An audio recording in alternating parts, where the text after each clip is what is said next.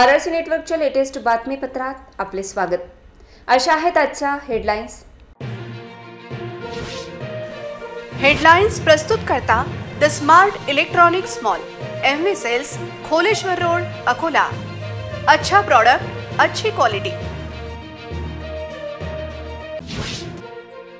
अकोलेकरांना वाटले आपण भलत्या शहरात आलो। अतिक्रमण मुक्त मोकळे रस्ते, शिस्तबद्ध वाहतुकीचा प्रत्यय।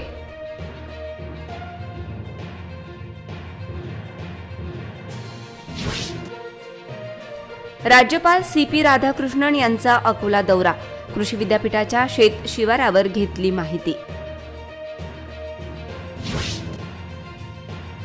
लाडकी बहीण योजनेतील भाऊ झाले सरेंडर, आरआरसीच्या न्यूजच्या बातमीचा इम्पॅक्ट। बाळापूर विधानसभेसाठी इच्छुकांची वाढली गर्दी, आमदार नितीन देशमुख यांच्यासाठी चिंतेचा विषय। फ्लॅटचे कडिकोंडे लावणारे 3 भामटे सीसीटीव्हीत कैद, अखेर पोलिसांनी केली रहिवाशांची सुटका। आता सविस्तर बातम्या। राज्यपाल सीपी राधाकृष्णन यांचा दौरा पाहता आज शहरातील रस्त्यांनी मोकळा श्वास घेतला। त्याचबरोबर अकोलेकरांना आपण आज दुसऱ्याच कुठल्या शहरात आलो का असा भास होत होता। राज्यपाल सीपी राधाकृष्णन यांचा अकोला दौरा पाहता आज अकोलेकरांना नवाच अनुभव आला। अकोलेकरांना ते आपण गजबजलेल्या अतिक्रमित अकोल्यात राहत नसल्याचा भास झाला। त्यांचा हा भास वास्तविक होता, कारण आज राज्यपाल यांचा अकोला दौरा पाहता शहरातील मुख्य रस्त्यावरील अतिक्रमण साफ झाले होते। त्यामुळे शहरात कुठेही वाहतूक कोंडी नव्हती। शहरातील वाहतूक पोलीस हे शहरात कार्यरत होते। इतकेच नव्हे तर त्यांनी वाहतूक व्यवस्था सुरळीत ठेवली। नेहमी दादागिरी करणारे व रस्त्यात कुठेही ऑटो लावणारे ऑटोवाल्यांनी देखील आज शिस्तीत काही वेळ ऑटो लावले होते। त्यामुळे दुचाकी चालकांबरोबर रस्त्यातील 4 व्हीलर चालकांनी आपण चुकीच्या शहरात तर आलो नाही अशी विचारणा केली। शहरात झालेला हा बदल नित्य असावा। राज्यपालांनी किमान महिन्यातून एकदा तरी अकोल्यात यावे, असा तर यंत्रणा त्यांची जबाबदारी निश्चित पाडेल असा दावा अकोलेकरांनी केला आहे।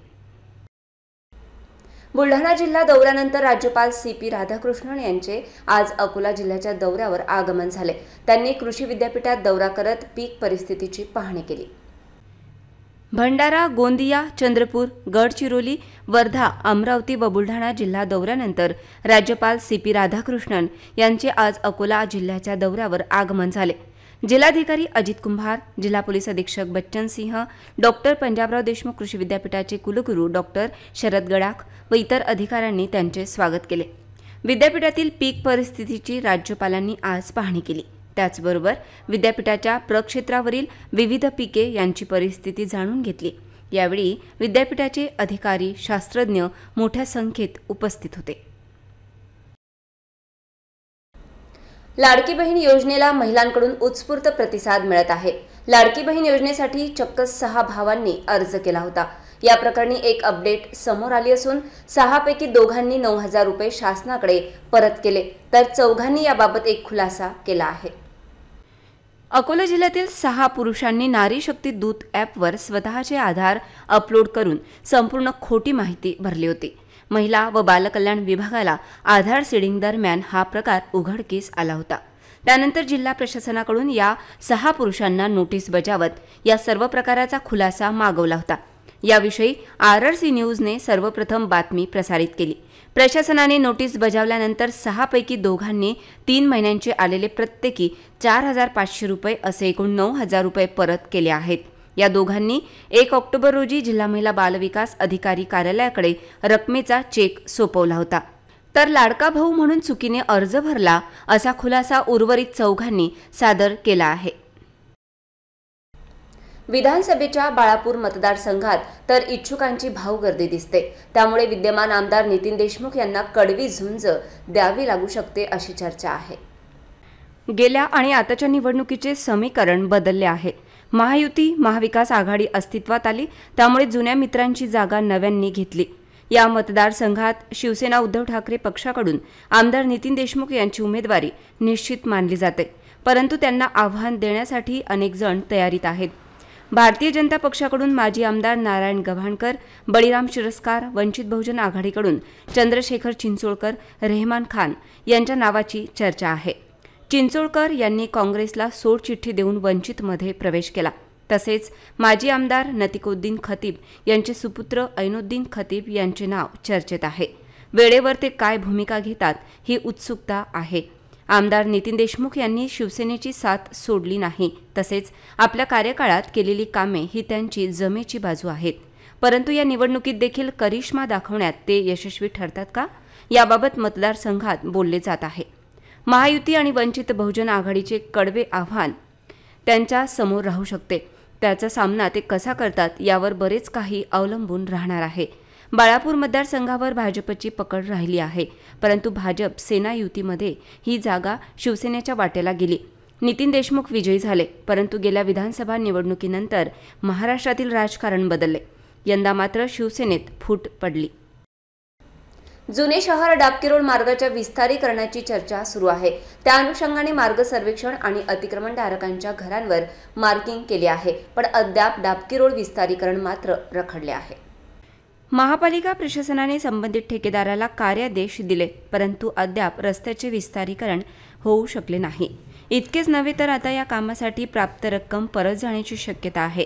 या मार्गावरील काही अतिक्रमण हटवण्यात दिरंगाई झाल्याची चर्चा आहे. त्यामुळे कोट्यवधी रुपयांना मंजुरी मिळूनही काम मात्र सुरू झाले नाही. या परिसरातील Balajinagar, police colony, Kalenagar, Gajanan Nagar, Laxminagar, Wankhede plot, Dnyaneshwar नगर, जोगळेकर प्लॉट, गोडबोले प्लॉट, रेणुकानगर मधील नागरिकांना मुख्य शहरापर्यंत जाण्यासाठी हा एकमात्र रस्ता आहे. परंतु अतिक्रमणामुळे रस्ता अरुंद झाला आहे. त्यामुळे रहदारी विस्कळीत होते. नेहमी ट्रॅफिक जाम लागतो. शालेय विद्यार्थी, महिला, ज्येष्ठ नागरिकांची गैरसोय होते. पावसाळ्यात रस्त्यावर पाणी साचते. अनेक समस्यांना तोंड द्यावे लागते. यातून नागरिकांची सुटका व्हावी, तसेच रस्ता विस्तारीकरणाची रखडलेली प्रक्रिया सुरू व्हावी ही मागणी केली जात आहे. सामाजिक क्षेत्रात अग्रेसर असलेल्या व महिलांच्या सक्षमीकरणासाठी सदैव कार्यरत असलेल्या लिनेस क्लबच्या प्रांत पदाधिकाऱ्यांचे अकोल्यात पारंपरिक पद्धतीने जल्लोषात स्वागत करण्यात आले. यावेळी विविध विषयांबरोबर समाजसेवी उपक्रमांची चर्चा व त्याचबरोबर भविष्यातील उपक्रमांचा आढावा घेण्यात आला.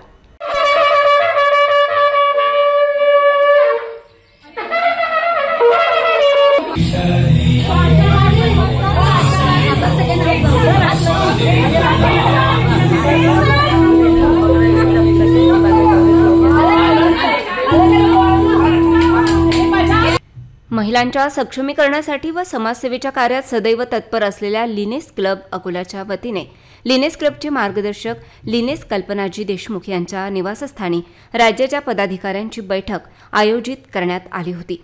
याप्रसंगी लिनेस क्लब अकोल्याच्या प्रांताध्यक्षा स्वातीजी झुंझुनवाला आणि प्रादेशिक समन्वयक चंदाजी जयस्वाल यांचे स्वागत तुतारी वाजवून आणि परंपरागत गरबा खेळत करण्यात आले. यावेळी क्लब अध्यक्षा अनिशा वखारिया, कल्पनाजी देशमुख, अनिता उपाध्याय, बबिता खंडेलवाल, राधा सराफ, अरुंधती शिरसाट, अर्चना पातुरकर, सचिव स्वाती अग्रवाल, कोषाध्यक्षा वनिता बिजवे यांनी औक्षण करून पुष्पवृष्टी करून स्वागत करण्यात आले. यावेळी प्रांत सचिव रत्नमालाजी रुईकर, प्रांत कोषाध्यक्षा निलोत्तमाजी देशमुख यांचेही भव्य स्वागत करण्यात आले. माजी प्रांताध्यक्ष lioness Harvinder Kaur Sethi, lioness Ushaji Bahiti, lioness Taraji M Maheshwari, lioness Ashaji Virwani, lioness Sunandaji Gupta यांचेही जोरदार स्वागत करण्यात आले. या विशेष सभेची सुरुवात दीप प्रज्वलनाने झाली. राधा सराफ यांच्या हस्ते ध्वजवंदन करण्यात आले. रचना खंडेलवाल यांच्याद्वारे प्रार्थना आणि सूत्रसंचालन अनिता उपाध्याय आणि बबिता खंडेलवाल यांनी केले. यावेळी लिनेस अंकिता गुप्ता, लिनेस काजल राजपाल आणि लिनेस आशा मोटवाणी यांनी एक सुंदर नृत्य सादर केले. त्यानंतर प्रांताध्यक्षा व क्षेत्रीय संयोजिका यांची अध्यक्षा अनिता वखारिया यांना भेटवस्तू देऊन सन्मानित केले. लिनेस नम्रता अग्रवाल, लिनेस शारदा खंडेलवाल आणि लिनेस मंजुषा देशमुख यांच्याद्वारे गरजवंतांना व्हीलचेअर प्रदान करण्यात आली. लिनेस माधुरी शर्मा, लिनेस निलिमा आमले यांच्याद्वारे शाळकरी विद्यार्थ्यांना सायकल प्रदान करण्यात आली. दिव्यांगांना ब्रेल लिपी किट आणि स्टिकचे वाटप लिनेस शोभाजी मालपानी यांच्याद्वारे करण्यात आले. लिनेस इंदुमती मोहता यांच्याद्वारे वॉकर देण्यात आले. तर नवरात्रीनिमित्त 9 सदस्यांनी देवींच्या वेशभूषा करून प्रांताध्यक्षांचे स्वागत केले.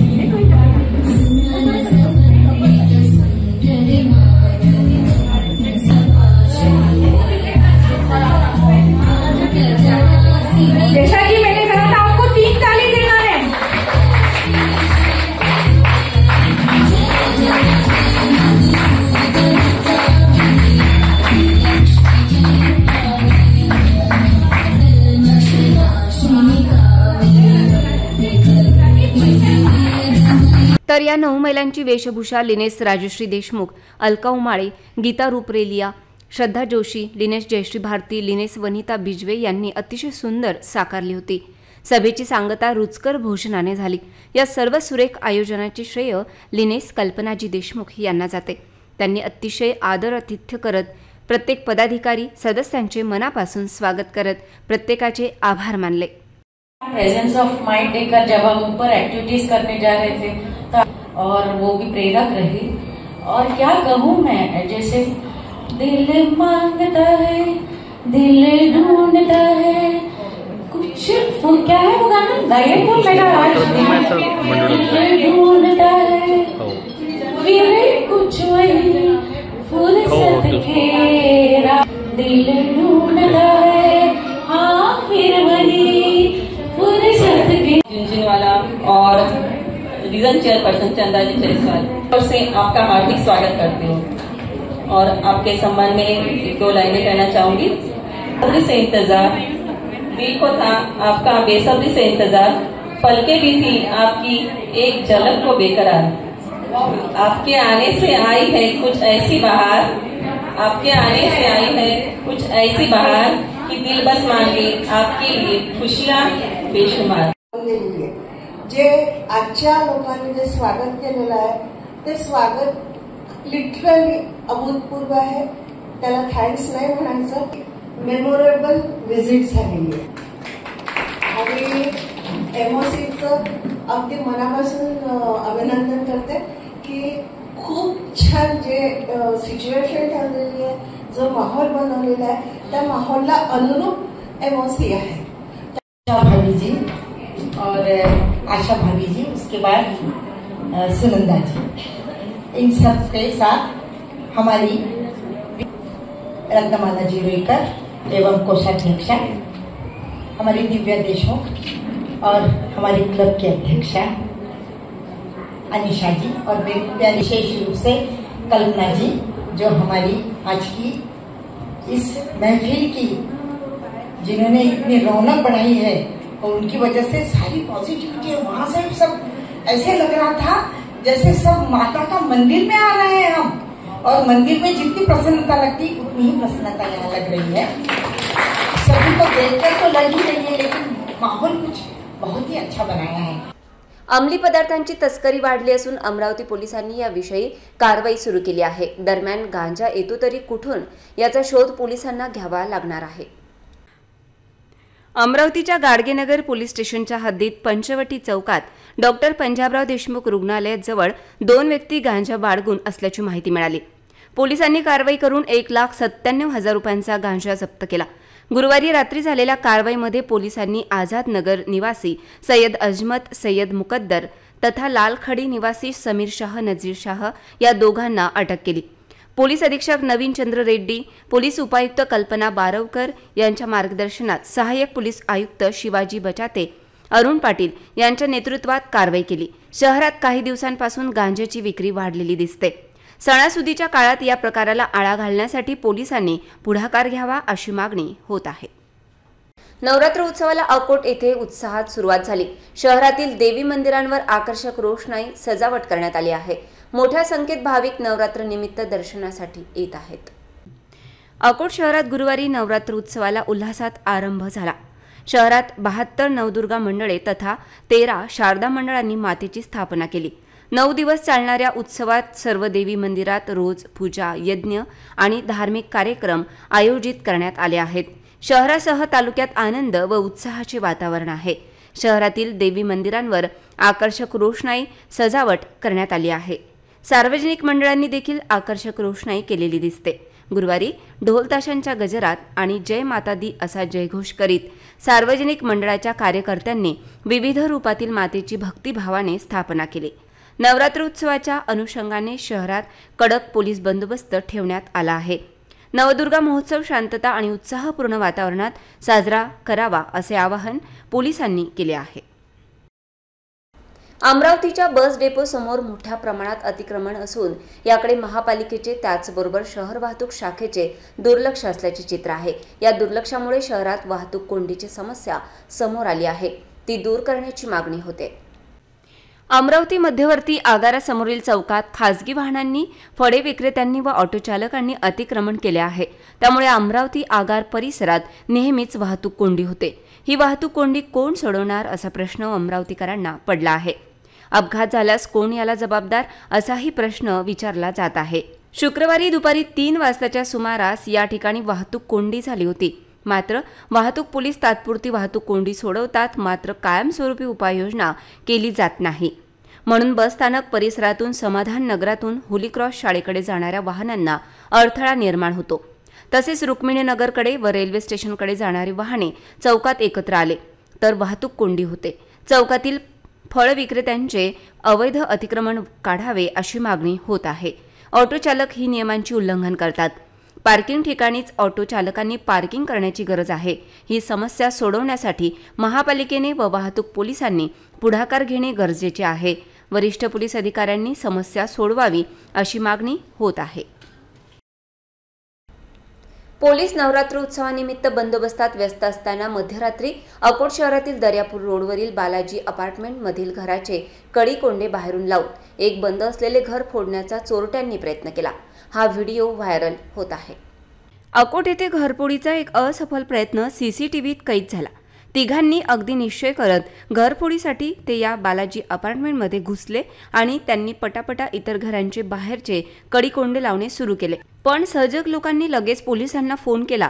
बंद असलेले घर फोडण्याचा उद्देश या तिघांचा होता, पण त्यांचा प्रयत्न अपार्टमेंटमधील रहिवाशांनी हाणून पाडला। पण या व्हिडिओतून हा सर्व प्रकार उघडकीस आला। पोलिसांनी वेळीच धाव घेत घरात कोंडलेल्या लोकांचे दार खुले केले। त्या दरम्यान हे चोरटे पसार झाले। पुन्हा एक नजर टाकूया आजच्या हेडलाईन्स। हेडलाइंस प्रस्तुत करता the smart electronics mall, MV sales, Kholeshwar road, Akola. अच्छा प्रोडक्ट, अच्छी क्वालिटी। अकोलेकरांना वाटले आपण भलत्या शहरात आलो। अतिक्रमण मुक्त मोकळे रस्ते, शिस्तबद्ध वाहतुकीचा प्रत्यय।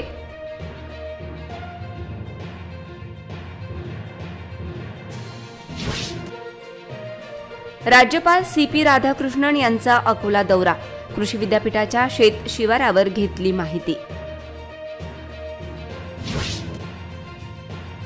लाडकी बहीण योजनेतील भाऊ झाले सरेंडर, RRCच्या न्यूजच्या बातमीचा इम्पॅक्ट। बाळापूर विधानसभेसाठी इच्छुकांची वाढली गर्दी, आमदार नितीन देशमुख यांच्यासाठी चिंतेचा विषय। फ्लॅटचे कडिकोंडे लावणारे 3 भामटे सीसीटीव्हीत कैद, अखेर पोलिसांनी केली रहिवाशांची सुटका। पुन्हा एक नजर टाकूया आजच्या प्रमुख घडामोडींवर। बातम्यांसाठी तुम्ही पाहत रहा RRC न्यूज। 2 लाखांपेक्षा अधिक दर्शकांनी RRC डिजिटल अकोला हे यूट्यूब चॅनल सबस्क्राईब केले आहे, तेव्हा तुम्ही कसली वाट पाहत आहात? तुम्ही पण सबस्क्राईब करा आणि बेल आयकॉन क्लिक करत RRCच्या बातम्या निरंतर पहा। पुन्हा भेटूया लेटेस्ट बातम्यांसह नवीन बातमीपत्रात। तोवर नमस्कार।